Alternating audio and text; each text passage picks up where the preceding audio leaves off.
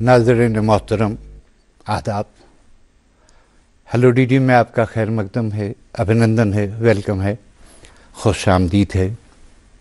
एक बार फिर आपके रूबरू डीडी के श्रीनगर से। हेलो डीडी में यह मंच आपका अपना मंच है, जहां आप अपने ज़िम्मेदारों से बात करते हैं, जहां आपके ज़िम्मेदार अपनी ज़िम्मेदारी के बारे में आपसे बात करते हैं। बातों बातों में अक्सर देखा गया है कि बात बन जाती है, मामलात हल होते हैं, और यकीनन दूरदर्शन की यही कोशिश कि आप और आपके अपनों के दरमियान हम रहें एक पुल बनकर, ताकि मसाइल हल हों। अगर हल ना भी हों तो कम से कम हों। कोशिश हमारी यही है, और चूंकि आप हमारे साथ हैं इसलिए कामयाबी पर हमारा यकीन है। आज के मौजूद की तरफ जाने से पहले यकीन मानिए दोस्तों, मन में दो एक अशार है, जी करता है मैं पढ़ूं, तो मुझे कोई कबाहत नज़र नहीं आती कि अगर आगाज़ हम आज चंद अशार से कर लें। अशार के अशार भी होंगे और हमारा भी बात करने का और आपको मेहमान से मिलवाने का खूबसूरत सा एक लम्हा बदस आएगा, हाथ आएगा। और शेर है, सो जाते हैं फुटपाथ पर अखबार बिछाकर। सो जाते हैं फुटपाथ पर अखबार बिछाकर, मजदूर कभी नींद की गोली नहीं खाते। मजदूर, मेहनतकश, जिनके बारे में किसी का कौल है कि ये मेहनतकश जब इस दुनिया से अपना हिस्सा मांगेंगे, एक खेत नहीं, एक बाग नहीं, ये पूरी दुनिया मांगेंगे। आज इसलिए याद आया कि आज का मौजू इनसे जुड़ा हुआ है, आपकी दानिश्त में है, आपकी जानकारी में है। चंद रोज कबल, बल्कि शायद इसी हफ्ते, मरकजी सरकार की एक काविश कि जो कवानीन मजदूरों के मुतल्लिक हैं उनके लिए 4 कोड नए वज़ा किए गए हैं। मेरी अभी समझ में नहीं आया है, समझने के लिए आया हूं। वो 4 कोड क्या है, इस्तिफादा किसका होगा, फायदा किसको मिलना है, इम्प्लीमेंट कौन करेगा, और निफाज से बिलाखिर क्या बदलने वाला है। ये सभी सवालात हैं, लेकिन सवालात हैं, ये कोड हैं लेबर लॉज के मुतल्लिक। लेबर, पहले यही समझ लें। समझाने के लिए हम बहुत ही शुक्रगुजार हैं हमारे प्रोग्राम में, हेलो डीडी में, आज हमारी गुजारिश पर डिप्टी लेबर कमिश्नर मसरत हाशिम साहब तशरीफ फरमा है। ये डिप्टी लेबर कमिश्नर सेंट्रल हैं, जनाब मसरत हाशिम। अस्सलाम वालेकुम सर। वालेकुम सलाम, आपका बहुत बहुत शुक्रिया, आज आपने यहाँ दावत दी। नवाजिश, इनायत, करम, मेहरबानी बहुत ज़रूरी बन गया था हमारे लिए। बिल्कुल, कि आप या आपके डिपार्टमेंट से कोई ऑफिसर, कोई जानकार, कोई एक्सपर्ट तशरीफ़ लाए और मामलात को हमें समझाने की कोशिश करे। यकीनन मैं वही 4 कोड जो वज़ा हुए हैं वही समझूंगा, लेकिन उससे पहले मुझे नादां को ये समझने की ज़रूरत है कि जब हम लेबर लॉ कहते हैं या लेबर कहते हैं, किताब में, कानून में, लेबर ये कौन है, इसकी डेफिनेशन क्या है, इसकी तारीफ क्या है, किसको हम लेबर कहेंगे। काम तो मैं भी करता हूं, बिल्कुल, किसान भी करता है, बिल्कुल, पटरी पर फ्रूट बेचने वाला भी करता है, बिल्कुल। इनमें से लेबर कौन है? बहुत अच्छा सवाल है, क्योंकि इसी सवाल को जानने के बाद ही हम समझेंगे ये जो कोड्स है ये कैसे वजूद में आ गए। अगर हम लेबर की बात करें, इसके हिस्टोरिकल पर्सपेक्टिव में जाएं, तो ये वही लेबर है जो फैक्ट्री में 50 साल, 60 साल, 100 साल पहले काम करता था। उससे ये मुराद है कि वो फिजिकली काम करता था कोई चीज़ या कोई सर्विस बनाने के लिए। आहिस्ता आहिस्ता तरक्की होती गई फिजिकली हाथों से, बिल्कुल, अगर लिटरल कांधे पे उठा के। एग्जैक्टली, जैसे आपने कहा रोड पे जब दिन में वो थक जाता है, फिर रोड पे उसको नींद की गोली की जरूरत नहीं पड़ती। हम उस लेबर की बात करते थे। जमाना तरक्की करता गया, आगे हम बढ़ते गए। फिर हमने कहा कि इस लेबर में क्यों ना उसको भी इंक्लूड किया जाए जो अपना मेंटल पावर इस्तेमाल करता है कोई काम करने में, यानी जिसका दिमाग इस्तेमाल हो रहा है, बिल्कुल, जो जिसका सर थकता है, एग्जैक्टली, जो अपनी जहनी कुव्वत इस्तेमाल करता है, उसको भी, वो भी लेबर हो गया। अब उसके बाद अगर 10-20 साल में आप पीछे जाए तो जो हम आज गैजेट्स की बात करें, स्मार्टफोन की बात करें, लैपटॉप्स की, वो तो उसका वजूद ही नहीं था। आज की डेट में अगर आपको कुछ खाने की जरूरत पड़ी, आपको कुछ नहीं करना है, एक बटन दबाना है, घर खाना पहुंच जाएगा। आप कहीं फंसे हुए हैं, घर जाना है, ऑटो नहीं मिलती, गाड़ी नहीं मिलती है, बुक कर सकते हैं, आप कैब बुक कर सकते हैं। तो इसका मतलब एक नया क्लास वजूद में आया जिसको हम गिग एंड प्लेटफॉर्म वर्कर्स बोलते हैं, जो अभी डेफिनेशन में नहीं। क्या वर्कर बोलेंगे? GIG, gig and platform workers. Okay, मतलब जो डिजिटल तरक्की से वजूद में आ गया, एक नया क्लास वजूद में आ गया, एक नया बिजनेस वजूद में आ गया जिसका हम 10-20 साल पहले तस्वुर भी नहीं कर सकते थे। तो अब ये डेफिनेशन और ब्रॉड हो गई। टेक्निकल लेबर कहें? टेक्निकल मैं नहीं कहूंगा, मैं ये कहूंगा जैसे आपका कैब का बिजनेस है, आपको हम एग्रीगेटर कहेंगे, ठीक, और जिस प्लेटफॉर्म पे, जिस ऐप पे आप काम करते हो उसको प्लेटफॉर्म कहेंगे, ठीक। ये जो बच्चे हमारे छोटे छोटे हैं, कैब ओनर्स हैं, ये इस प्लेटफॉर्म पर रजिस्टर होते हैं और अपना काम स्टार्ट करते हैं। ये नॉर्मली रेगुलर काम नहीं होता है, जब इनकी मर्जी करे प्लेटफॉर्म पे जाएंगे, काम अवेलेबल हो, काम किया, 1-2 ऑर्डर डिलीवर किए, इनकी फिर मर्जी है, करे ना करे। तो एक अच्छा दूसरा बच्चे हमारे हैं जो वर्क फ्रॉम होम करते हैं, नेट बेस पे, लैपटॉप उनके पास होता है, काम अमेरिका में होता है, बेंगलोर में होता है, दिल्ली में होता है, वो घर बैठ के काम करते हैं। तो वो एक नया क्लास बन गया। इसी के साथ साथ अब जो हमारी डेफिनेशन आ गई है लेबर की या वेज की, ये खाली महदूद इन 3 तक नहीं रहा। पहला वाला था जो हाथों से, एग्जैक्टली, कांधे पे बोरियां उठा के, बिल्कुल, बोझ ढो के, बिल्कुल, काम करने वाला मजदूर, बिल्कुल। उसके बाद थोड़ा फर्क है, एग्जैक्टली। अब ऑफिस में, यस, या किसी आर्ट में, बिल्कुल, अपना दिमाग इस्तेमाल करने वाला शख्स, ये भी लेबर में आ गया। बिल्कुल। उसके बाद नया जमाना आया, अब कैब ड्राइवर, वेबसाइट पे काम करने वाला, बिल्कुल, गैजेट्स पे काम करने वाला, ये भी लेबर हो गए। एग्जैक्टली। और इसके आगे जो हमारी आज की डेफिनेशन है, जो नए कोड्स की जिनके आपने जिक्र की, ये रेवोल्यूशनरी कोड्स है। एक बहुत बड़ा कदम है लेबर रिफॉर्म्स के तरफ। इसमें मुझे लगता है आप और मैं भी नहीं बचते, खाली हम बचते हैं क्योंकि हम एडमिनिस्ट्रेटिव लेवल पे है। जर्नलिस्ट की अगर हम बात करें, आपके पेशे की बात करें, खाली हम बात करते थे प्रिंट मीडिया की। जो प्रिंट मीडिया जर्नलिस्ट थे उनके लिए कानून थे जो इस जुमरे में आते थे, कोड्स में आते थे। लेकिन आज के इन कोड्स ने वो डेफिनेशन भी ब्रॉडर कर दी। कोड्स पे सर मैं जाऊंगा जरूर, लेकिन उससे पहले मेरी वो जिज्ञासा, मेरा जो तजस्सुस था लेबर को जानने का, मजदूर समझने का, मेहनत कश मानने का, वो अभी अधूरा रहा। मैं वापस उसी पर आ जाऊंगा। वो ये है कि ये सब लोग, एक डेफिनेशन हमें बताई गई, वो शख्स जो किसी सुपरवाइजरी कैपेसिटी में नहीं है, एक मातहत के तौर पर काम करता है। आज तक हमने ये सुना कि डेफिनेशन यही है कि वही लेबर है। अब आप जैसा गेजेटेड ऑफिसर, ये तो लेबर जुमरे में नहीं है, एक ऑफिसर वो नहीं है। ये जरा क्लियर कीजिए। खाली मैं आपको ये बताऊंगा, जो नए कोड्स हैं इनमें एडमिनिस्ट्रेटिव जॉब जो करता है गवर्नमेंट में, जैसे हमारी लेवल है, जैसे आपने कहा वो नहीं आते हैं।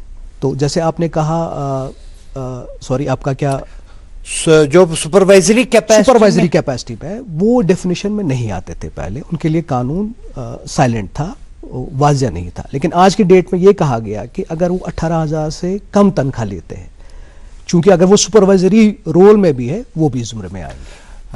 जनाब मसरत साहब, अब मैं सीधे आऊंगा उन्हीं 4 कोड्स की बात करें। पहली बात, क्या ये पहले एग्जिस्ट करते थे, उनको नया सांचा दिया गया, या नए ही बने हैं और नए हैं क्या? देखिए मैं आपको बताऊंगा, जहां तक लेबर का ताल्लुक है, कम से कम 40 कवानीन हैं जो इस फील्ड को गवर्न करते हैं, 40। ठीक। लेकिन जैसे जैसे जमाना बदल गया, जैसे हमने कहा, आज की जो 4 कोड्स की हम बात करते थे, ये 29 कोड्स का निचोड़ है। उनको मॉडर्नाइज किया गया है। जैसे मैं आपको कहूं कि 29 कानून जो हमारे कवानीन जो हमारे हुआ करते थे बहुत पुराने थे। इनमें से कॉलोनियल एरा में अगर हम जाए वहां इनका ओरिजिन है, बहुत पुराने बहुत कानून। 30 साल 40 साल। और जैसे हमने अभी डिस्कस किया कि 30-40 साल से बहुत ज़माना बदल गया है, बिजनेस का लैंडस्केप बदल गया है, बिजनेस करने का तरीका बदल गया है। नया एक वर्कर्स का ग्रुप वजूद में आया है जिसको हम गिग एंड प्लेटफॉर्म वर्कर्स कहते हैं। तो सरकार को ज़रूरत पड़ी कि हम अपने कवानीन को फिर से देखें, इनमें कोई रिफॉर्म, रिफाइन करने की ज़रूरत है। रिफाइन करें, Exactly. इनको पॉलिश करें, इनको आज के ज़माने के मुताबिक बनाएं, बिल्कुल, इनको नए सांचे में डालें। बात आगे बढ़ाएंगे, लेकिन हमारे साथ एक कॉलर इस वक्त है, उनकी बात भी सुने। जी हेलो हेलो हेलो, सलाम वालेकुम। वालेकुम अस्सलाम। कलाम साहब अस्सलाम वालेकुम। वालेकुम अस्सलाम जनाब, ठीक छुआ? मसरत साहब मेरे तरफ सलाम। वालेकुम सलाम। अर्ज ओसुम ये कि यम जन आम आसान चौकर मज लेबर यम जरूरियात जिंदगी दीर घर खतर वजूर बोड़ बार मसल गोड़ तक ग कि तिम वन वन सा कम क्या तेर या हु कोत खाल कपर खाल दमिस पोर खाल त्रेमिस पोर खाल कन मोच कन नीचे आम बे वन तो गवर्नमेंट के तरफ क्या अमिस लेबरस दोहस रेट बे टाइमिंग क्या क्या वन 7:30 कह 5:30 पे हजरत इसमें शरीफ बस अत में वजाहत। तारिक साहब तुहद सवाल आओ, मसरत साहब दिन में अत जवाब इंशाअल्लाह। शुक्रिया टेलीफोन करने बापत तो प्रोग्रामस में दिन बापत शुक्रिया नवाजिश। कश्मीर पे अगर बह जवाब इन दिम ताकि इन तर फिक्र इत कन 2 चीज वनमो अमिस कचा रेट बे दम टाइम कूता दिन। टाइम सारे खतर 8 घंटे ज्यादा हेक लेबर काम कर दोस। अगर वन तुम 8 घंटे ज्यादा करन काम अमिस ओवर टाइम दिन सह दोगन रेट। अगर 1 घंटस मज मान 100 रुपये ओवर टाइम ब्या घंटे कर तथ 200 रुपये हिसाब दिन रेट। दम चीज वोन कि रेट कचा गस रेट सप्लाई डिमांड मसल चा ठीक, मगर कोशिश कर सरकार कि कम से कम रेट करो फिक्स तमें बोन गोस नुन कहें, तमें होर हेकू तुम दित। डिपेंड्स कह कम तिस ये अवेलेबिलिटी मार्केटस मज कहें या ये स्पेशलाइज्ड स्किल जरूरत रुकाव तो ज्यादा दिन कह, मगर कम अगर तुम दितु तम सात जुर्मवार अस नश अमिस नश।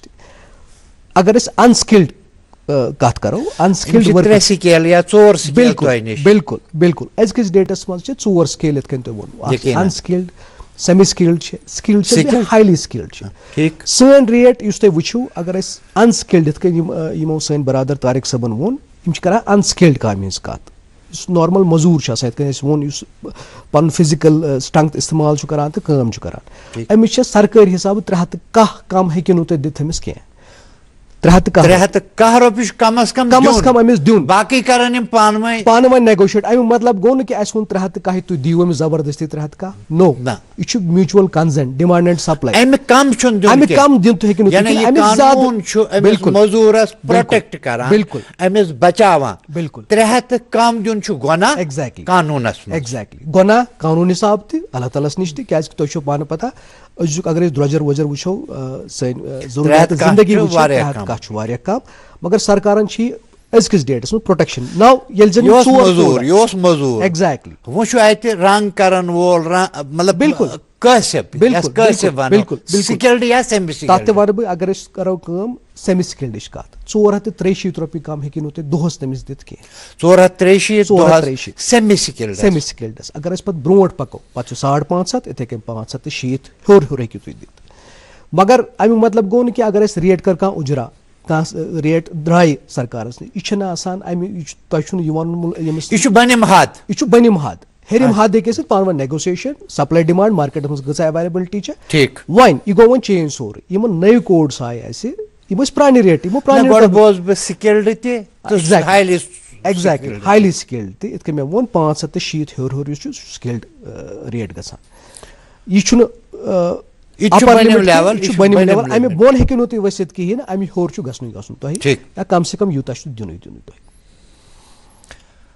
तो वनु यम साथ नो कोड आव यम रेट छ तथ पर दरा किन अमन ते गो के एमेंड व्हिच इज वन दोपस ब्या का तेल यो सारी खत बोर्ड चैलेंज ऐसे कोडन मस अख अलग अलग स्टेटस अलग अलग रेट दिवान सपोजली सन स्टेट इत के में वोन 310 रुपये इत कने वोन बाकी छ स्टेट यम फॉरवर्ड स्टेट छ गुजरात छ मुंबई छ महाराष्ट्र खत वारिया ज्यादा दिवान 4 हाथ 4.5 हाथ 5 हाथ खोन छु तत तमिस तितुतै खोनस आस्ति कशिस मजूरस तितुतै मगर सानी रेटस वारिया कम as compare to other states इथे कनिस बाकी जाय ती इतन सानी खत कम रेट छ अगर तुम नॉर्थ ईस्टस कुन गो तत 2 रुपये ज्यादा छन तत रेट मिनिमम वेज कहीं अमे मतलब गो जरूरत जिंदगी सेम तमिस नागालैंडस मज दिल्ली मगर रेटन मज फर्क मिनिमम वेज ये वन कम से कम गस अकिस नफरस यूता दोहस तारुन तथ डिफरेंस वारिया ज्यादा गैप अख मुदा तो मकसद यमन वेज यम कोड गोडनिकुस कोड ऑन वेजेस तमिक यू मुदा तो मकसद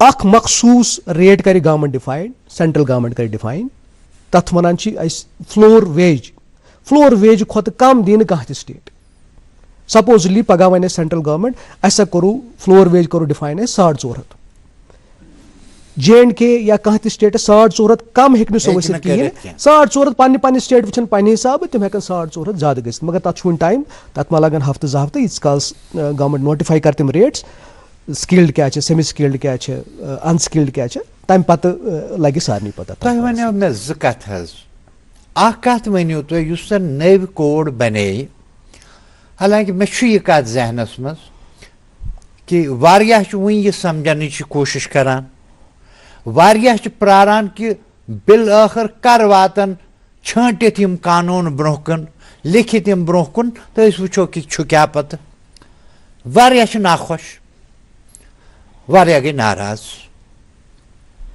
चूंकि कागजस पे वही तो सारे वुचमुत क्या हेको मगर 2 फायदे वनु तुम मे अख मसलन कि 30-40 वहर कानून यह थे पे पकान अजकिस जमानस सत यह रलान कह जदीदियत अत मज कह नबर यह बासान क्या फरसूदगी प्रोन क्या मामला सो वो बदल गया और दूसरी बात यह हो गई कि रेट्स में जो तफावत था दिल्ली के मजदूर के लिए कुछ और श्रीनगर के लिए कुछ और ये तफावत दूर हो गई और ये 4 कोड किस लिए और क्या बिल्कुल वारिया असल सवाल इतने वो शुरुआत मज 29 कवानीन हुआ करते थे हमारे जिनको डाल के मॉडर्नाइज करके सिंप्लीफाई करके ये 4 कोड बनाए गए। पहला जो कोड है जो कोड ऑन वेजेस जिसकी हम मोटा मोटी बात करें जैसे आपने कहा कितना दिन में कितना वो कमाना चाहिए कितने घंटे काम करने चाहिए। इसके बाद जो दूसरा कोड है वो इंडस्ट्रियल रिलेशंस कोड है मतलब जब आप किसी फैक्ट्री में काम करते हैं बहुत सारे मामला होते हैं आपके एम्प्लॉयमेंट के रिलेटेड आपके ग्रेचुटी के रिलेटेड आपकी सिक्योरिटी के रिलेटेड सारे फिर या अगर हमारे बीच में कोई डिस्प्यूट हो गया उसको कैसे रिजॉल्व करना है वो इंडस्ट्रियल कोड में दिया गया। इसी तरह अगर तीसरे कोड की बात करें तीसरा कोड है सिक्योरिटी का कोड सोशल सिक्योरिटी का कोड बहुत अहम कोड है। हम तीसरे कोड पे ही थोड़ा रुकेंगे इसको थोड़ी वजाहत करेंगे। दूसरे पे जब आप दूसरा कह रहे थे जी क्या उसमें उस दूसरे कोड की थोड़ी सी वजाहत हो जाए जी वो हमें सवाल आता था कि मिसालों से समझाइए ताकि मैं समझना चाहता हूं कि आज के मामलात में जो बेरोजगारी का हंगामा बपा है सही क्या इंडस्ट्रियल कोड में उसमें थोड़ा सा कोई उम्मीद पैदा होती है या कोई प्रोटेक्शन हमें मिलती है वो दूसरा कोड आप बता दें। बिल्कुल मैं आपको बताऊं कि इन कोड्स को इन 29 कवानीन को 4 कोड्स में डालने का एक मकसद ये भी था कि जो इन्वेस्टमेंट बाहर से आए वो बढ़े क्योंकि जब मैं इन्वेस्ट करने वाला हूं अगर मैं इन्वेस्टर हूं मैं चाहता हूं कि मुझे फ्लेक्सिबिलिटी मिले किसको लगाना है कब निकालना है अगर कोई काम ना करे या कोई दूसरी वजूहत है मेरा बिजनेस ना चले उसमें वो फ्लेक्सिबिलिटी चाहते हैं। तो जब उनको फ्लेक्सिबिलिटी मिलेगी इन्वेस्टमेंट ज़्यादा आएगी जब इन्वेस्टमेंट ज़्यादा आएगी तो एम्प्लॉयमेंट ज़्यादा बन जाएगी। तो हमारा मकसद हमारी सरकार का यही मकसद है कि इन्वेस्टमेंट ज़्यादा से ज़्यादा आए। उसके लिए आपको क्या करना है उसके लिए आपको ये करना है कि जो इन्वेस्ट कर रहा है उसको फ्लेक्सिबिलिटी फराहम करनी है। जो मैं सेकंड कोड की इंडस्ट्रियल रिलेशंस कोड की बात कर रहा हूँ इसमें वो फ्लेक्सिबिलिटी है। अच्छा 2-3 मिसालें मैं आपको दूंगा। पहले क्या हुआ करता था, अगर आपके पास 100 से ज़्यादा मुलाजमीन या वर्कर्स होते तो आपको एक स्टैंडिंग ऑर्डर लेना पड़ता था। स्टैंडिंग ऑर्डर सर्टिफिकेशन उसको हम कहते थे। ये उनके लिए लाजमी था जिनके पास गवर्नमेंट से लेना पड़ता था। बिल्कुल, हमारे डिपार्टमेंट से लेना पड़ता था, लेकिन इसमें थोड़ी बहुत तफावत बहुत ज़्यादा थी। उसको टाइम लगता था हमारे पास, कभी कभी 6 महीने भी लगते थे उसको ये स्टैंडिंग ऑर्डर सर्टिफिकेशन लेने में। उसकी वजह से ओब्वियसली अगर कोई इन्वेस्ट करना चाहता है तो डिस्करेज हो जाता था। अब सरकार ने कहा कि नहीं, हम 100 का थ्रेशोल्ड बढ़ा के अब 300 पे ले जाएंगे। इसका मतलब अगर आपके पास 300 एम्प्लॉयज है, वर्कर्स है, आपको फिर स्टैंडिंग ऑर्डर लेने की जरूरत नहीं है। जो ही आप 300 क्रॉस करेंगे आपको फिर ये सर्टिफिकेशन चाहिए। 300 तक कोई सर्टिफिकेशन नहीं। नंबर 2, अब बिजनेस में अप डाउन होते रहते हैं। अब जब डाउन बिजनेस हो तो नॉर्मली कंपनीज या फैक्ट्रीज क्या करती है, वो ले ऑफ करती है, रिट्रेंच करती है या टेम्परेरी निकालती है, मुलाजमीन कम करते हैं ताकि उनका बिजनेस बैठ ना जाए, जो कि एक जरूरी इकदाम है कि बिजनेस बना रहे। एग्जैक्टली। और जब बिजनेस फूले फले फिर से वो आगे बढ़े, वापस लाए। तो पहले क्या हुआ करता था, इसमें भी 100 थ्रेशोल्ड था। अगर आप 100 बंदों को निकालना चाहते हैं, रिट्रेंच करना चाहते हैं, आपको सरकार की परमिशन लेनी पड़ती थी। अच्छा। लेकिन ये थ्रेशोल्ड इन कोड्स में बढ़ा दिया हमने कहा कि अगर फैक्ट्री वाला 300 तक भी निकाले उसको गवर्नमेंट की परमिशन नहीं चाहिए। तो ये 2 कवानीन थे जो एम्प्लॉयर फ्रेंडली है। अब आप कहेंगे कि एम्प्लॉय के रिलेटेड क्या है। ठीक। अब एम्प्लॉय की बात करते हैं या वर्कर की बात करते हैं। पहले क्या हुआ करता था, फैक्ट्रीज या बिजनेस हाउसेज वो कॉन्ट्रैक्ट पे बंदे को लेते थे। 1 साल 2 साल उसका जॉब खत्म हो गया, छुट्टी, उसको खाली सैलरी मिलती थी। लेकिन आज की डेट में हमने इन कोड्स के थ्रू कहा, जनाब आप ये जो आप कॉन्ट्रैक्ट पे लेते हैं बंदे को, इसको आप फिक्स टर्म एम्प्लॉयमेंट का एक नया नाम दिया गया, एक नई डेफिनेशन दी। उससे क्या हुआ, उससे ये हुआ कि अगर वो कम से कम 1 साल भी किसी कंपनी में देगा, वो ग्रेच्युटी का हकदार बन जाएगा। उसकी वेजेस, उसकी लीव सैलरी, उसके बाकी मुराद वैसे ही होंगे जो एक परमानेंट एम्प्लॉय के होते हैं। ये एम्प्लॉय फ्रेंडली बनाया हमने। जो शॉर्ट टर्म एम्प्लॉयज थे, जो शॉर्ट टर्म वर्कर्स थे, जो किसी वर्दी मसरत साहब, आई बिलीव कि we need to repeat it, हम इसको दोबारा बोलें। बिल्कुल। ये वाला जो आपने बोला कि एम्प्लॉयज के लिए या वर्कर के लिए, बिल्कुल, जिसको मैंने कॉन्ट्रैक्ट पे रखा हुआ है, उसकी पहले पोजीशन कुछ और थी, अब इन कवानीन के आने से, इस कोड के आने के बाद डिफरेंट है। आप रिपीट करें। मैं फिर से आपको हमारे ऑडियंस को समझने में थोड़ा उसको आसान करते हैं। पहले क्या हुआ करती थी, as a businessman, as a factory owner, as a head of organisation, मैं कोशिश करता था कि मैं परमानेंट एम्प्लॉयज कम से कम, आप समझ सकते हैं, कॉन्ट्रैक्ट पे ज्यादा रख लूं, कॉन्ट्रैक्ट पे ज्यादा रखूं, क्योंकि उसमें बहुत सारे फवायद थे एक बिजनेसमैन के लिए, एक फैक्ट्री वाले के लिए। उसमें ये फवायद थे, आपका ग्रेच्युटी का मसला नहीं था। आप 1 साल 2 साल 3 साल बंदे को लेते थे, उसकी ग्रेच्युटी नहीं मिलती थी, कोई कानून वाज़ा नहीं था। जो मुराद एक परमानेंट एम्प्लॉय को मिलती है लीव की सूरत में, पीएफ के सूरत में, ईएसआई इंश्योरेंस के सूरत में, वो भी एप्लीकेबल नहीं थी इन बेचारों के लिए जो कॉन्ट्रैक्ट पे हम लेते थे। लेकिन अब जो इंडस्ट्रियल कोड आ गया है, इसने कहा जनाब अगर 1 साल भी आपने, कम से कम 1 साल ले लिया आपने किसी एम्प्लॉय को कॉन्ट्रैक्ट पे, तो वो उसको वही मुराद मिलेगी, उसको ग्रेच्युटी भी मिलेगी, उसको लीव भी वैसी मिलेगी जैसे परमानेंट एम्प्लॉय को मिलती है। उसके बाकी मुराद, पीएफ हो, ईएसआई हो, बिल्कुल इसको भी आपको वैसे ही काटना है जैसे परमानेंट एम्प्लॉयज को काटना। विद योर परमिशन, क्या मैं इसको यूं समराइज करूं कि एक बड़ी चीज जो बनी थी, पॉजिटिव या नेगेटिव मुझे नहीं पता, उस पर मैं नहीं जाना चाहूंगा, एक फैशन या एक वक्त का एक तरीका बन चुका था, बिलखुसूस बहुत बड़े कॉरपोरेट्स के लिए, गवर्नमेंट इदारों के लिए, बिल्कुल सेमी गवर्नमेंट इदारों के लिए, वो जान बचाने के लिए अब कॉन्ट्रैक्चुअल को ही रखते थे exactly, और बच जाते थे। क्या उस नहज की वो डिस्करेज हुई, वो उसके खिलाफ हो गया? वो जो डिफरेंस थी अब कॉन्ट्रैक्चुअल लेने में या परमानेंट रखने में, मोर और लेस वो खत्म हो गई है। उसमें उतनी अब गैप नहीं रही।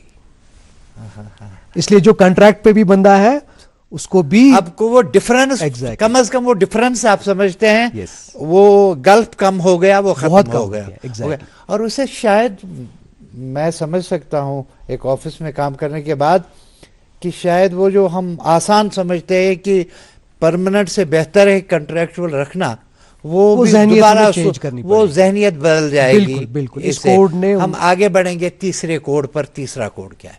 बिल्कुल, जो हमारा तीसरा कोड है, अगर हम तीसरे कोड की बात करें, कोड ऑन सोशल सिक्योरिटी। अब ये क्या सोशल है? सिक्योरिटी मतलब जैसे कोई बीमार हो गया, उसको लीव नहीं मिलती है, या कोई हमारी विमेन फोक है जिनको बड़ी प्रॉब्लम रहती थी, मैटर्निटी पे जाते थे और मैटर्निटी पे जाके ही उनको फिर या तो रिज़ाइन देना पड़ता था वो, या तो उनको निकाल दिया जाता था। सोशल सिक्योरिटी कोड इन्हीं चीज़ों को मद्देनज़र रख के वजूद में आ गया। इसमें सबसे बड़ी बात है सोशल सिक्योरिटी के बाद, हमारे दो तबके हुआ करते थे मोटा मोटा, एक ऑर्गेनाइज सेक्टर और दूसरा अनऑर्गेनाइज सेक्टर। ऑर्गेनाइज सेक्टर एक छोटा हमारा परसेंटेज है। ऑर्गेनाइज सेक्टर मतलब जिसमें एक एम्प्लॉयर होता है, एक एम्प्लॉय होता है, एक अपॉइंटमेंट लेटर मिलती है, फिर लीव्स उसको कटती है, फिर उसकी ग्रेचुटी एंड पे मिलती है, उसका पीएफ कटता है, उसका इंश्योरेंस होता है। इसको हम ऑर्गेनाइज सेक्टर बोलते थे। लेकिन एक बहुत बड़ा तबका ऐसा था जिनको ये सारी चीज़ें नहीं मिलती थी। वो काम करते थे, जैसा कारपेंटर हमारा है, दिहाड़ी पे काम किया, एक दो दिन काम किया या हफ्ते काम किया, मामला ख़त्म।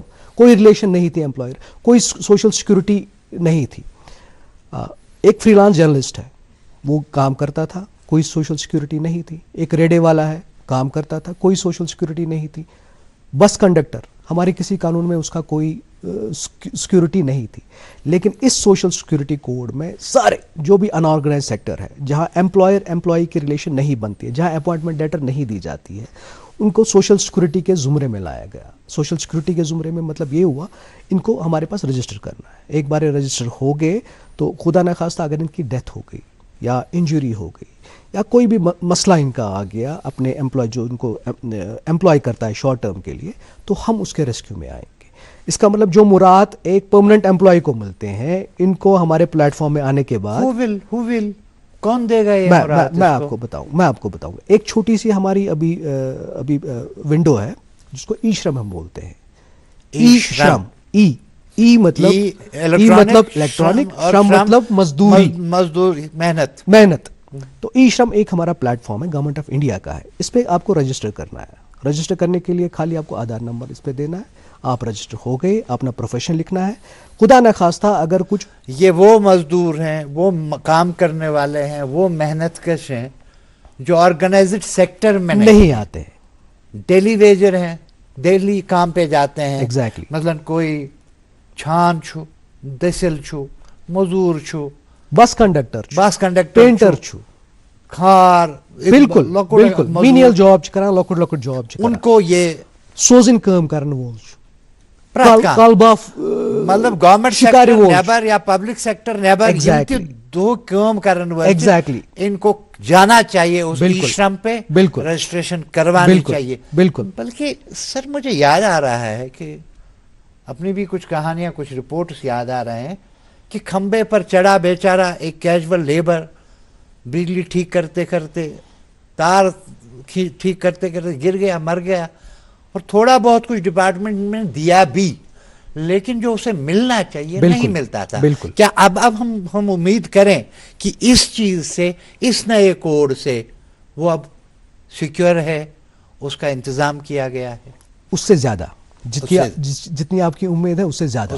एक कॉम्पनसेशन टाइम पे मिलना चाहिए। जो डेथ कॉम्पनसेशन है, खुदा न खास्ता किसी की इंजरी हो गई या डेथ हो गई, टाइमली मिलना चाहिए। नंबर 1, पहले भी मिलता था लेकिन कुछ इसमें थोड़ी बहुत तफालत होती थी, लेकिन वो तफालत ख़त्म हो गई। दूसरी बात, पहले हम ये कहते थे कि जनाब अगर ये अपनी एम्प्लॉयमेंट के दौरान मारा जाए या इंजोर हो जाए, इसका मतलब जैसे आपने कहा खंबे पे बंदा है, इलेक्ट्रिक शॉक खुदा न खास्ता लग गया तो ये इंजोर हो गया या इसकी मौत हो गई, तो उस सूरत में उसको मिलता ही मिलता था। लेकिन अब हमने इसको थोड़ा ब्रॉडन कर दिया। हमने कहा कि अगर जनाब ये घर से अपनी ड्यूटी पे जा रहा है, You are talking about third code which we are discussing. Yes. हमने कहा कि अगर ये घर से ड्यूटी पे जा रहा है और रास्ते में, जो कि इसका एम्प्लॉयमेंट का दायरा नहीं है, अगर रास्ते में इसको कुछ हो गया, ऊंच नीच हो गई, जो कि इसके एम्प्लॉयमेंट के रिलेटेड नहीं होगा, लेकिन ये काम के लिए जा रहा होगा, ये भी कंपनसेशन का हकदार होगा, जो कि पहले वाले में नहीं था। पहले वाले में हम खाली यही कहते थे। मसरत जी, मुझे इस्लामियात का एक शरई उसूल याद आया, एक फरमान याद आया, मैं नाजरीन से शेयर करना चाहूँगा। इबादात में एक घर को चलाने वाला जब घर से निकलता है तो वहीं से उसकी इबादत शुरू होती है। काम पर जाना, ये टाइम भी इबादत में गुजरता है। बिल्कुल। इस दौरान उसे कुछ हो तो माना जाता है कि अल्लाह उन्हें नवाजेगा, इसका उनको मुआवजा मिलेगा। आज जब मैं कानून सुन रहा हूँ, कमोबेश यही जज्बा है कि वो काम के लिए निकला है, लेकिन नया कानून मानता है कि यहाँ भी ये कंपनसेशन का हकदार है। Am I right, sir? बिल्कुल बिल्कुल। पहले हम हमारे कवानीन में ये गुंजाइश नहीं थी, लेकिन अब इन ये- कोड्स के जरिए में हमने ये भी कहा कि अगर रास्ते में किसी की डेथ हो गई, वो काम पे जा रहा था, वो भी कंपनसेशन का हकदार हो। माशाअल्लाह, तारीफ करनी चाहिए जहाँ जहाँ होती है। बहुत अच्छा कदम है। और ऐसी ऐसी चीज़ें अगर कानून में आई हैं तो यकीनन हम सब के लिए हौसला अफजा है, मेहनत कशों के लिए हौसला अफजा है, उनके फैमिलीज़ के लिए हौसला अफजा बात है। हम बात को जारी रखेंगे, लेकिन हमारे साथ फ़िलहाल एक जुड़े हैं हमारे एक कॉलर। अस्सलामु अलैकुम। हेलो। हेलो, अस्सलाम वालेकुम। सलाम अलैकुम जनाब कुमहज बोलान। अस्सलाम वालेकुम। फौरक में देखना तो जनाब। जी, अपनी बात आप कहें। जनाब, मैं उसको लगभग 15 वरी फॉरेस्ट डिपार्टमेंट में कैजुअल लेबर तक लोगमुत गोटे द्राय ना तस क्लास पोर्ट आर्डर यमो दिसमुत तत बचे एज कैजुअल लेबर। ठीक। जनाब, तम पत कर 5-6 वरी एक्सेप्ट सो बड़गोम तम पे वनुक तम सो दोत तम पे परमिट गसान कहें। लगभग गई 15 वरी डिपार्टमेंट जनाब, फॉरेस्ट डिपार्टमेंट। मगर इंसाफ करो कहीं जनाब वनुक तम परमिट गोस वनुक तम कहें जनाब। हजरत तवक्कात बोझ अम अलाव छा तुई के ऐसा वनुन। अहन जनाब, ये इंसान मे गई बराबर 15 वरी जनाब as casual labour forest department. सारी डॉक्यूमेंट जनाब पान सत तमाम। शुक्रिया नवाजिश टेलीफोन करने बापत। तुई बोझू जवाब दिन डिप्टी कमिश्नर लेबर सेंट्रल जनाब मुसरत हाशिम साहब। तुई रुजू बोजाम प्रोग्राम वुशाम प्रोग्राम इंशाल्लाह जवाब मेले। इशु न इहुंदु योत मसले। बिल्कुल बिल्कुल। इशु सासवाद में बासा तादाद तम खोत ज्यादा। बिल्कुल। कैजुअल लेबर कंटिन्यू गसान डिपार्टमेंटन पकान, परमानेंट गसनु का ख्वाब, कोशिश ते गसान कह गई न जनरलस मज अखती तो पनुन तुझ जवाब as deputy labour commissioner. And दोयम कोड क्या वना, नो कानून क्या वना, इथन इन दोस्तन कह रफाकता। बिल्कुल बिल्कुल बिल्कुल। ज पार्ट तुंद सवाल कि सन पुरान कानून क्या वन तो आज क्या कोड वन। पुरान में अगर कानून कत करो, अस दो टाइप एम्प्लॉयमेंट रिकॉग्नाइज करान। अ गो शेड्यूल्ड एम्प्लॉयमेंट, अ लिस्ट बनित कि ये एम्प्लॉयमेंट हसा हेकू तुम ये पे कानून इम्प्लीमेंट कर डिफाइन कर छान दसिल वगैरह वगैरह वगैरह बोर्ड लिस्ट बनित अस नश। यिथ कथ गवर्नमेंट इत डेली वेजर्स अत करान फाइनेंस डिपार्टमेंट ऑर्डर गवर्न कि यथ डिपार्टमेंट अगर स्किल्ड सेमी स्किल्ड अनस्किल्ड तमिस कूता कूता गि। अमु मतलब गो कि सन कानून रिकॉग्नाइज करान कि एज अ शेड्यूल एम्प्लॉयमेंट। मगर वह करो कोड कत। अगर आज कोड तु वो अमिच डेफिनेशन यीसा ब्रॉड अत कहीं बचान एक्सेप्ट गोडनथ वोन सुपरवाइजरी लेवल 18,000 खुद ज़्यादा आसि या एडमिनिस्ट्रेटिव पोजिशन पे तम वर सारी अत कोडस मज इंशाल्लाह मे उम्मीद कि यम कोड सोन यह दोस्त कानून अंडर वो यो तमन ग्रेचुटी हुंद तालुक लीव हुंद तालुक बाकी मुराद तालुक मे बासान कह डिफिकल्टी सह एक्सटेंड यमन तामन करनस एज पर न्यू कोड्स। मगर अत लगे टाइम 2-3 रेत लगन इंशाल्लाह अस गि क्लैरिटी यी अस रूल्स तन वार कार अथॉरिटीज गसन डेजिग्नेट। मगर युतन तमन मोन तालुक मेन अंडरस्टैंडिंग तालुक अत मज यम आराम सान कवर गसान। थो रुसरच उम्मीद ब्या कॉलर दिल पे Bhatt sir. Hello Bhatt sir, नमस्कार। हेलो नमस्कार सर। हाँ आदाब। आदाब हुजूर, क्या हाल है सर? बस आपकी दुआ है जी। अपना सवाल पूछें आप। हाँ, मैं ये सवाल पूछना करना फर्स्ट में होता है लेबर डे और डिप्टी लेबर कमिश्नर डायरेक्टर जी है तो शायद मैंने सुना है क्योंकि टीवी इस वक्त मेरा बंद है, मैं बाहर हूँ तो I can not share the guest तो मैं ये कहना चाहता हूँ कि फर्स्ट में जो इस वक्त लेबर तो बहुत फर्स्ट में इसका फेस्टिवल जैसे मनाया जाता है, मगर कुछ कंपनियों में कुछ लेबर प्रॉब्लम्स, अभी मजदूर की प्रॉब्लम वो भी मैंने देखा है यहाँ दिल्ली में भी और मुंबई में भी. They are facing all kinds of troubles. They are not being paid on time. And अगर 10 को इनको लेबर को मिलता था पेमेंट या कुछ after hard work, they are been facing the troubles. It is not only men labor, it is woman labor as well. तो यहाँ ये भी परेशानी और श्रीनगर में भी होगा, JNK में भी. तो इसके लिए लेबर जो डिपार्टमेंट्स हैं उसका एक खास तवज्जो देना चाहे, because they are facing the troubles, sir. I have seen, I have met 2 or 3, they were grieving about this. Thank you. बाकी labour department is doing a human job through the world. It is a first. तो उसके लिए मैं इनको मुबारकबाद देता हूँ. JNK में उतनी प्रॉब्लम्स नहीं है. हाँ, दुकानों पर जो बेचारे छोटे छोटे लोग, ये जो बच्चे होते गरीब, उनके लिए भी प्रॉब्लम्स होता है. उनको वक्त पर नहीं देता छोटे छोटे, और लेबर का कोई उन बच्चों पर अब नेगेटिव असर पड़ता है, उसके लिए भी देखना चाहिए. Thank you sir. Thank you very much Bhat साहब. थैंक यू हमारे साथ जुड़ने के लिए. सर, सवाल आपने सुना. बिल्कुल जनरल एक प्रॉब्लम की बात कर रहे थे जी. आपका तबसरा. देखिए, मैंडेटरी होता है हर किसी एम्प्लॉयर को 7 दिन के अंदर अंदर, अगले महीने के 7 दिन के अंदर उसकी वेज या उसकी सैलरी देना. लेकिन जो हमारे पुराने कानून थे वो इतने स्ट्रिक्ट नहीं थे कि हम फिर एनफोर्स करवाएं, या पेनल्टी मेजर से या फाइन से. लेकिन इन कोर्ट्स में उसकी गुंजाइश है. हमने कहा है इन कोर्ट्स में कि जनाब, अगर आपने 7th ऑफ नेक्स्ट मंथ 7 दिनों तक आपने इसकी तनख्वाह नहीं दी तो हम आपको जुर्माना करेंगे. कि पहले की तरह जुर्माना नहीं है 500 और 1000 वो छूट गया. आजकल का जुर्माना 50,000 से स्टार्ट होगा. 7 तारीख से पहले से शुरू होगा. और सुनिए जनाब, ये 50,000 हम खाली पहली बार मानेंगे. आपकी एक गलती हो गई, कोई इशू नहीं है. दोबारा आपने अगर रिपीट कर की यही गलती रिपीट की और आपको 3 महीने की सजा भी खानी पड़ेगी. ठीक. 2, इन कानून में हमने डीक्रिमिनलाइज, मतलब हमने इनको सिविल पेनल्टीज में कन्वर्ट किया. पहले जो जेल हुआ करती थी 3 महीने की, 6 महीने की, 1 साल में, मोस्ट ऑफ द जो कवानीन या सेक्शंस हैं वो हमने डीक्रिमिनलाइज किए. हमने कहा कि नहीं, हम कंपाउंड करेंगे. जो बिजनेस चलाता है उसका भी हक बनता है, अगर उसकी कोई गलती है जो दीदा व दानिस्ता नहीं है उसको मौका मिलना चाहिए. लेकिन कुछ चीज़ें हैं जहां उसको हम मौका भी नहीं देंगे. जो सेफ्टी एंड सिक्योरिटी के रिलेटेड है, जो तनख्वाह टाइम पे वागुजार करने के रिलेटेड है, उनमें कोई माफ़ी नहीं होगी. पहले वाले कानून थोड़े नरम थे, लेकिन ये वाले कानून कहते हैं कि 7 तारीख से पहले आपको देना ही देना पड़ेगा. दूसरी बात आप याद रखेंगे सवाल का. लेकिन शिमला से एक कॉलर हमारे साथ जुड़ गए हैं. हेलो. हेलो. हेलो. हेलो, नमस्कार.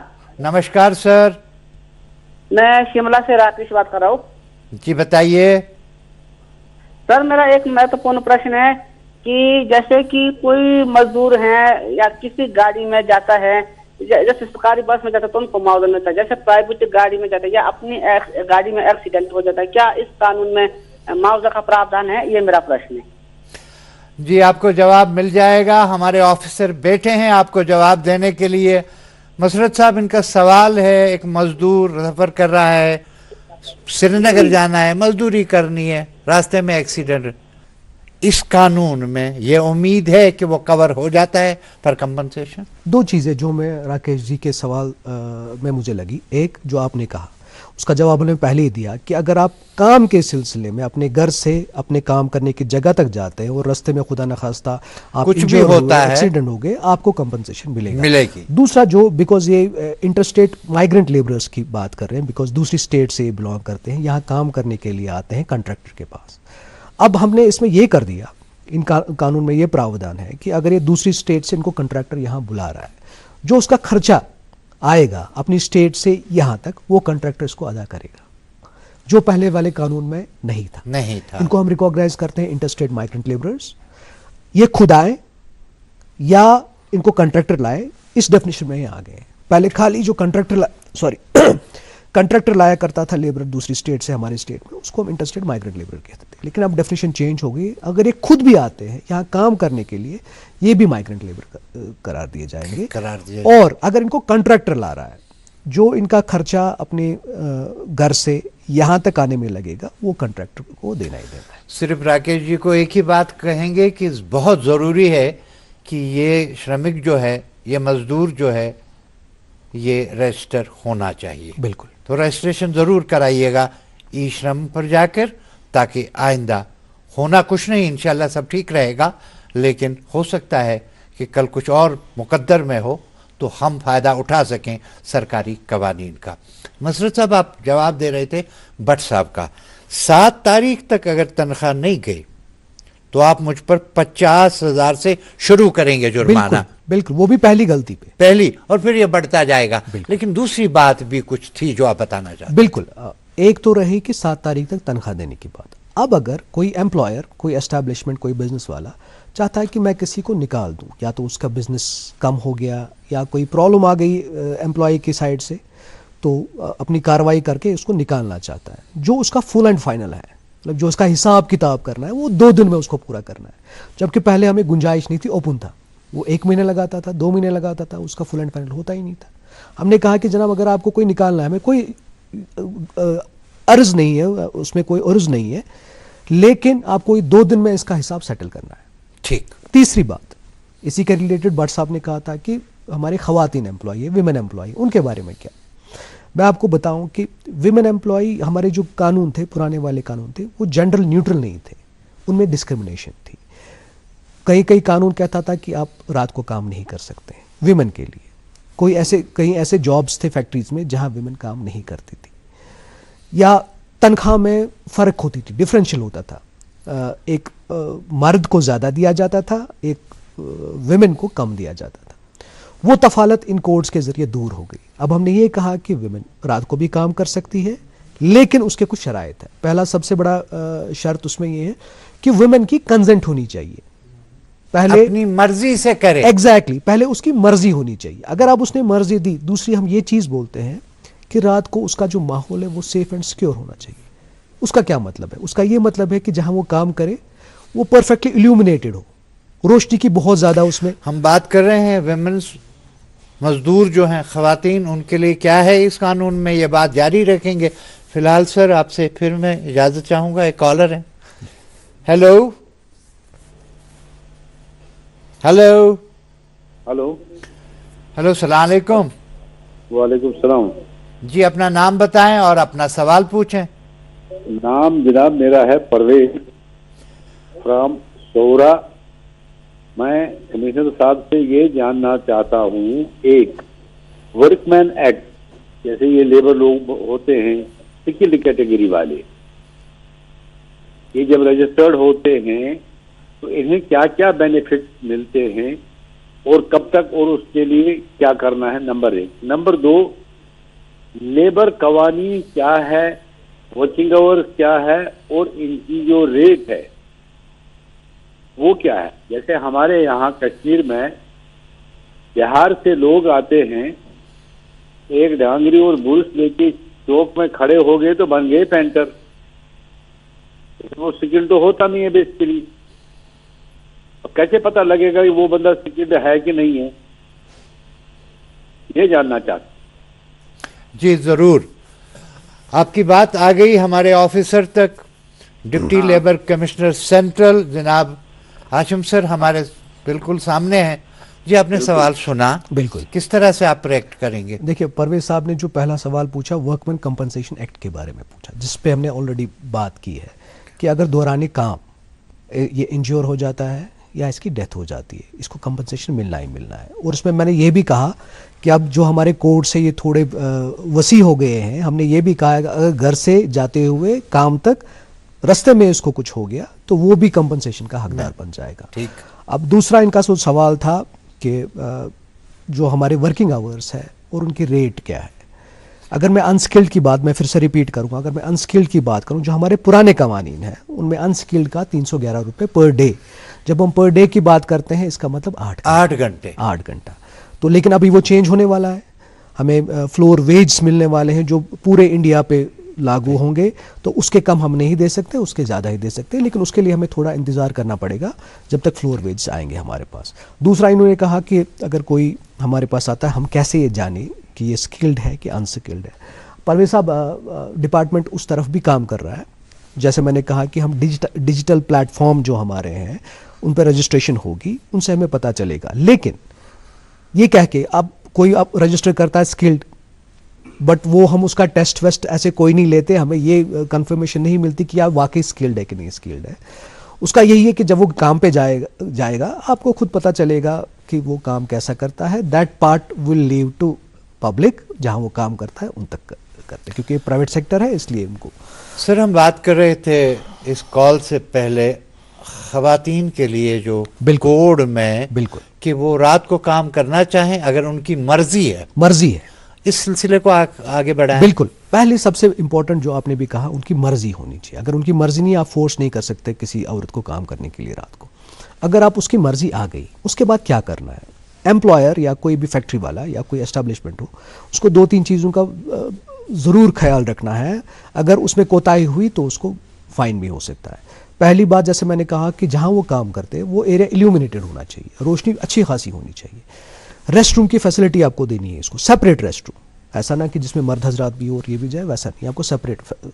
आपको सीसीटीवी का प्रावधान रखना है, जहाँ जहाँ ये काम करती है वहाँ सीसीटीवी लगा होना चाहिए, उन पे निगरानी बनी रहे। बिल्कुल बिल्कुल। दूसरी बात, अगर अब इसके लेट वर्किंग आवर्स, इसको घर भी जाना है या घर से शाम को आना है अपने वर्किंग प्लेस पे, तो ट्रांसपोर्टेशन फैसिलिटी इनको प्रोवाइड करनी है। तीसरी बात, अगर वहाँ 50 से ज़्यादा वर्कर्स काम कर रहे हैं तो एक क्रैच फैसिलिटी भी इनको प्रोवाइड करनी है। अगर इसका छोटा बच्चा हो तो उसको वहाँ बैठने की जगह, खेलने की जगह वो भी होनी चाहिए। इसके अलावा कुछ ऐसे जॉब्स थे जहाँ हमारे कानून अलाउ नहीं करते थे विमेन को काम करने के लिए, जिनको हम हैज़र्डस जॉब्स कहते हैं। हमारे फैक्ट्री एक्ट्स में बहुत सारे जॉब डिफाइन किए गए हैं कि इन जॉब्स में औरतें काम नहीं कर सकती। चूँकि ज़माना बदल गया है, सेफ्टी गियर ऑलरेडी अवेलेबल है हमारे पास, नई नई टेक्नोलॉजी आ गई, हमने कहा कि नहीं, आप डिस्क्रिमिनेट क्यों कर रहे हो। आज मर्द और जन में फ़र्क तो ख़त्म हो गया, आप प्रोटेक्शन दीजिए, उसको प्रोटेक्टिव गियर दीजिए, उसको काम पे लगा दीजिए। उससे क्या हुआ, उससे ये हुआ कि जिन जॉब से एक औरत महरूम थी हमने वो ओपन कर दिया, तो उससे एम्प्लॉयमेंट जो काम वो नहीं कर पाती थी, यहाँ तक उनकी रसाई नहीं, वो वहां तक जा सकती है, काम कर सकती है। एग्जैक्टली, आज तो डिफरेंस खत्म हो गई। खाली आप प्रोटेक्टिव गियर दीजिए, जो आप मैन फोक के लिए आप रिजर्व, एक अच्छा माहौल दीजिए ताकि वो काम सेफ माहौल दीजिए। एग्जैक्टली।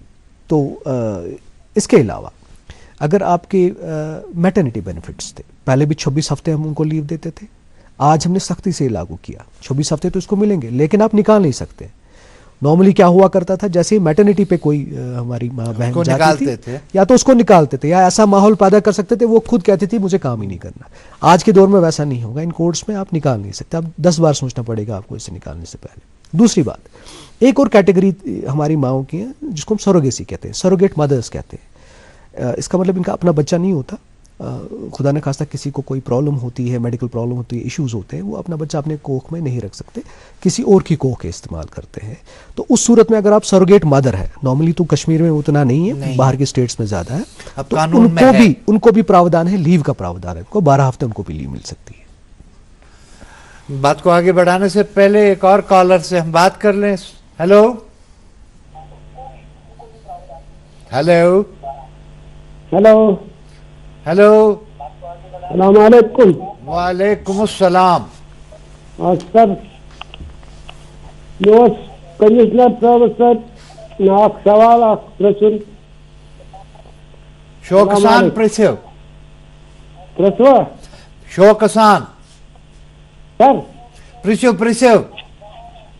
अच्छा प्रश्न सवाल मे कमिश्नर साहब सर ब्रो लेबर मतलब स्कॉलरशिप करान ना पारान बच्चे लड़की या लड़की आसे मोलिस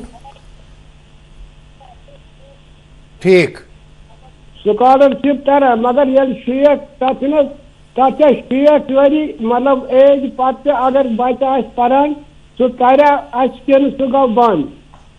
ठीक है, स्कॉलरशिप मुतलिक प्रिसो कमिश्नर साहबस। ये सवाल तो जरूर बोझो पन जवाब यह स्कॉलरशिप तुम लेबर्स दिवान बिल्कुल, बच्चन बिल्कुल, बच्ची हंद बिल्कुल। खतर या बच्चे सिंद खतर सह one board of construction workers तम खतर अलग ऑर्गेनाइजेशन यह स्कॉलरशिप दिवान construction and other building workers मतलब यम कंस्ट्रक्शन काम करान या कम बिल्डिंग विल्डिंग बनावान तिमन उस तरान खै सबन सवाल 60 वरी पत क्या बंद गसान अत स्कीम और शिक कि 60 वरी अगर लेबरस गई तब तम पत गई स्कॉलरशिप बंद मगर यम नई कोड्स आए सोल्यूशन यप तथ मज 60 वरी वेट वरी जिक्र कहीं तथ मज लेबर जिक्र आइंद इन वाले मज building and construction workers board यह गि जम वन बन अकोई बोर्ड चौन कोडन मज यी मतलब कि दिमो ये उम्मीद कि नव कानून यम वनकन बनान जन कोड आव बासान 60 पत बंद गसान खबर यह रोज वो जारी बिल्कुल उम्मीद थो ती तिक सरकार शायद अज लट रचर सोचान रचरी इंशाल्लाह बह कर जो सवाल इन कोडन मुतलिक कि तुम यह कार करान इमन दफ्तरन फेरान इमन मजूरन हंद मसल तो एप्लिकेशन वुचान यम सात तुम कोड 4 परो बेहतरीन कत क्या बासाए तुम सोचान और वो बात इन कोड्स में हो चुकी है जो चीज गोडनिच कत मुलाजिमियत रटान जबान जबानी सोरे कार करान कह लिखा पत्री गसान कहें अपॉइंटमेंट लेटर मिलानी कंस अजकिस कोडस मज आव गोड दीव अपॉइंटमेंट लेटर क्या गोडनुक फसाद यो आसान एम्प्लॉयरस वन मे नी कम कर होस बिचार वन आता मे ये दोस 8 घंटे ये बह दिवान मोन चार करतो कह कोडन मज वोन यह मैंडेटरी बनाओ यह ऑप्शनल तुम कह mandatory Amish Diu appointment letter अगर तुम ऑलरेडी कम छो करान इन 2-3 रेतन तमन दीव तुम इस काल अलाइनमेंट गि सैनिस सिस्टमस तुंदिस सिस्टमस मगर यह बनो मैंडेटरी दोयम चीज इस वेज जिक्र कर गोडनथ वो यह वेज खाली डिफाइन कर अमुक खाली इम्प्लीमेंटेशन गसान ऑर्गनाइज सेक्टर्स मज एम्प्लॉय वन गई खत्म सो डेफिनेशन ना ऑर्गनाइज ना अनऑर्गनाइज यम सारी लेबर यम सारी वर्कर यम जो चीज इन कोडन खूबी तो पसंद कर तेल मे दोयम पे तुम तबसर करो सुप्रीम कोर्ट ऑफ इंडिया अदालत उज़्मा ने एक बहुत ही खूबसूरत 2 साल पहले का ऑर्डर दिया जिसमें बताया गया कि एक कंट्रैक्चुअल को आप तब तक हटाएंगे नहीं निकालेंगे नहीं जब तक ना इस पोस्ट पे जिस पे ये कंट्रैक्चुअल बैठा हुआ है इस पर आप परमानेंट रिक्रूटमेंट नहीं करते। बिल्कुल ये ऑर्डर शायद कर्नाटक और जम्मू कश्मीर हाई कोर्ट ने भी बाद में इंप्लीमेंट किया और मुझे रिसेंटली 2023 या 24 में हमारी हाई कोर्ट से भी एक ऑर्डर आया। एक ये आप याद रखें। और फिर जो आपने वहां पे कहा कि कंट्रैक्चुअल जरूर है लेकिन उसके जो लीव है बाकी बेनिफिट्स हैं वो बराबर उस एम्प्लॉई के। बिल्कुल इन दोनों को मिलाकर नए लेबर लॉज ऑफ कैसे दिखते हैं? क्या ये जो कॉन्सेप्ट था कंट्रैक्चुअल का ये खत्म हो रहा है? जैसे मैंने पहले अर्ज किया, हमने इस पे बात की कि अभी जो फर्क है डिफरेंशियल था कंट्रैक्चुअल और परमानेंट था वो मोरलेस खत्म हो गया इनकी वजह से। हम कंट्रैक्चुअल को क्यों प्रेफर करते थे? हम इसको लीव देना चाहते थे, ना मैटरनिटी बेनिफिट्स पास ऑन करना चाहते थे, ना प्रोविडेंट फंड देना चाहते थे, ना इसको इंश्योर करना चाहते थे और ना इसको ग्रेचुटी देना चाहते थे। लेकिन अब हमने तो क्लियर कर दिया, हमने कहा जनाब कम से कम अगर 1 साल आपने काम किया ये सारी चीजें आपको मिलनी चाहिए। इसका मतलब जो तफालत था एक परमानेंट जो अलग अलग डिफरेंस थी वो खत्म हो ही रही है, वो हो रही है। एक कॉलर है जनाब हमारे साथ, आपकी इजाजत हो तो उससे बात कर लूं। अस्सलाम वालेकुम साहब। कॉल ड्रॉप होने का तो मेरा आगे बढ़ूं तो मैं ये अर्ज करना चाहूंगा कि अभी हमने इसके खदोखाल देखे, साइलेंट फीचर्स आप कहेंगे ये हैं इस चीज के, ये कोड है बिल्कुल, लेकिन इसका पूरा लिखा हुआ पर्चा आना बाकी है। कब तक होगी ये प्रोसेस? एक्ट तो इम्प्लीमेंट हो चुका है, 21 नवंबर 2025 से इम्प्लीमेंट हो चुका है। अब थोड़ी थोड़ी इसमें अलाइनमेंट करने की जरूरत है हमारे लेवल पे, एग्जीक्यूटिंग एजेंसी इम्प्लीमेंटिंग एजेंसी के लेवल पे और एम्प्लॉयर्स की लेवल पे। हम ये नहीं एक्सपेक्ट करेंगे कि रात एक ही हफ्ता हो गया तो वो इम्प्लीमेंट करेंगे। यस, रीजनेबल टाइम दिया गया है, 3 महीने का टाइम दिया गया है। तो 3 महीने में हमारी जो हमने सारी चीज़ें कही उनको अलाइन करना है और हमें भी अपनी तैयारी करनी है। ऑलरेडी हम तो तैयार है, 5 साल हो गए हैं हमें इस पे काम करते हुए, तो लेकिन हमें ऐसा भी जंप नहीं करना चाहिए कि एम्प्लॉयर से एक के बदले 10 गलतियाँ हों। उनको टाइम मिले समझने का, इस पे काम करने का और कंप्लाइंस करने का। थोड़ा बहुत टाइम हमें चाहिए, उनको भी चाहिए, तो मुझे लगता है इंशाल्लाह विद इन कमिंग वीक्स ये पूरी तरह से रोल आउट होगा। जाते जाते सवाल बनता है कि 3 महीने के बाद एक बाज़ाब्ता, मैं कहूँगा अपनी ज़बान में, बायलॉज, पूरा आपका कानून सामने होगा। एग्जैक्टली। तो और आप निकलेंगे इसको इम्प्लीमेंट कराने। बिल्कुल। वो 1 या 2 चीज़ें क्या होंगी जो आपको बदलती नज़र आ रही हैं कि जो ही कानून आए और जनाब लेबर कमिश्नर साहब बाहर निकले, क्या बदलेगा? देखिए, पहले एक लेबर की बात करें या वर्कमैन की बात करें, वो घबराता था हमारे पास आने की। उसको ये अच्छा था कि अगर मैंने शिकायत कर दी तो मेरी कहीं नौकरी ना चली जाए। मैं आपकी वसातत से उनको कहना चाहता हूँ कि आपकी नौकरी सिक्योर है। हम ये नहीं चाहेंगे, नाम होने देंगे कि आप अगर शिकायत करें या आपको कोई तकलीफ़ हो या आपका कोई अपना राइट हो वो इम्पोज करवाना चाहते हो, आपको डिफ़िकल्टी आती है, बेझिझक हमारे पास आए, आपकी नौकरी की हिफाजत हम करेंगे और आपका जो राइट है विद डिग्निटी एंड ऑनर आपको मिलेगा। ये लेबर डिपार्टमेंट का वादा आपसे। 1-2 जुमलों में आखिरी नसीहत या आखिरी पैगाम, ये 3 महीने आप कानून बनाने में गुजारेंगे, मजदूर इन 3 महीनों के लिए क्या काम करें? देखिए, मैं यही कहना चाहता हूं कि जो हमारा वर्कफोर्स है वो बैकबोन है इकॉनमी का, उसके बगैर हमें तरक्की सोचनी चाहिए। अनएम्प्लॉयमेंट को कम करने के लिए जब तक वो काम नहीं करेंगे तभी हमारी अनएम्प्लॉयमेंट कम होगी। मैं यही चाहता हूं कि ना खाली हमारा वर्कफोर्स, सबसे ज़्यादा जिम्मेवारी बढ़ती है एम्प्लॉयर्स की, बिजनेस एस्टेब्लिशमेंट्स की, फैक्ट्रीज़ की, कि जो हमारे नए कवानीन हैं इनको समझने की कोशिश करें और अपना जो सिस्टम है अलाइन करने की कोशिश करें नए कवानीन के साथ। अब जो हमारा इंस्पेक्टर राज है वो ख़त्म हो गया। टू बी इन एक्ट्स में ये है कि इंस्पेक्टर राज ख़त्म हो गया। अब हमारे इंस्पेक्शन फिजिकल इंस्पेक्शन नहीं हुआ करेंगे, वो डिजिटल इंस्पेक्शन हुआ करेंगे। आपको डिजिटल प्लेटफॉर्म दिया जाएगा, उसको उस पर आप अपना सारा जो डेटा है वो उस पर डालिए, तो हमें वहाँ आने की ज़रूरत नहीं है, कोई हैरेसमेंट नहीं होगी। जब तक आप कंप्लाई करेंगे हम आपके साथ हैं।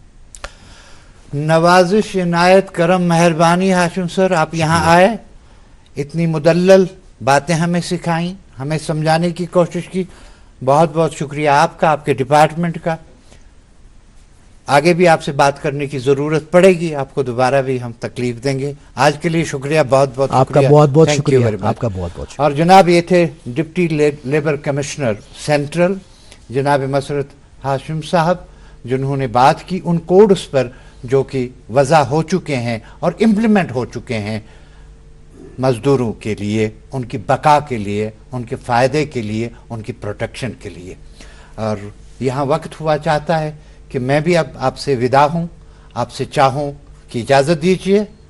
अगले हफ्ते फिर मुलाकात होगी, जब तक के लिए अल्लाह निगहबान। Thank you very much.